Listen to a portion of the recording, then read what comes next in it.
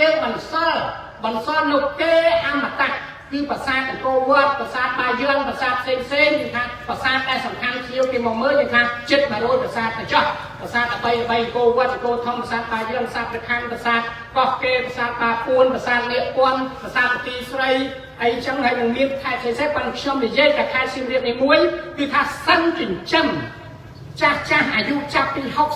65ដែលមានចំនួនមិនដល់3លានអ្នកផងចាប់ពី65ពេលទៅចូលនិវត្តន៍ទៅយកតាគុណតែភ្ញៀវបរទេសមកសម្រាប់ទស្សនាក្នុងមួយឆ្នាំនេះគឺថាយើងយកលុយនឹងទៅបើកតម្លៃប្រាក់ខែមន្ត្រីរាជការឲ្យលុយចាស់ចូលនិវត្តន៍ពួកចាស់កាត់មើលកូនមើលចៅកាត់ចាស់ទៅឲ្យគាត់មានសុភមង្គល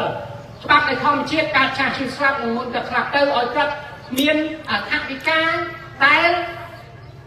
គាត់បានខំប្រឹងមើលអ្នកជំនាន់ក្រោយអ្នកបន្តវេនកូនចៅគាត់នឹងមកចឹងខ្ញុំថាខេត្តសៀមរាបគឺជាខេត្តសក្តានុពលនៃឧស្សាហកម្មគ្មានផ្នែកផ្នែកទេសចរហើយយើងកុំឲ្យប្រទេសជិតខាងទៅខ្ចីខេត្តសៀមរាបដើម្បីទាញយកថវិកាពីជាបរទេសខ្ញុំដើរជិត60ប្រទេសហើយប្រទេសថៃខ្ញុំចិញ្ចឹមចូលច្រើនជាងគេដោយសារប្រទេសថៃមានគោលនយោបាយប្រហាក់ប្រហែលនឹងខ្មែរត្រង់ថាសាសនាពុទ្ធសម្បល់ស្បែកដូចខ្មែរភាសាដូចស្តៀងគ្នាដល់ទៅ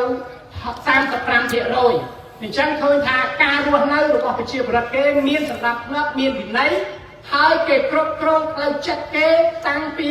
សាលាក្មេងមកតៃមកគេអប់រំរហូតហើយបងប្អូនណាទៅថៃទៅពេទ្យថៃពេទ្យអីតាមព្រំដែនទៅបាងកកដែលឃើញគេសផ្លេឡានទេហើយឡានណាមួយដែលមិនមានប្រពុតដាក់នៅពីមុខឡានមកអ្នកណា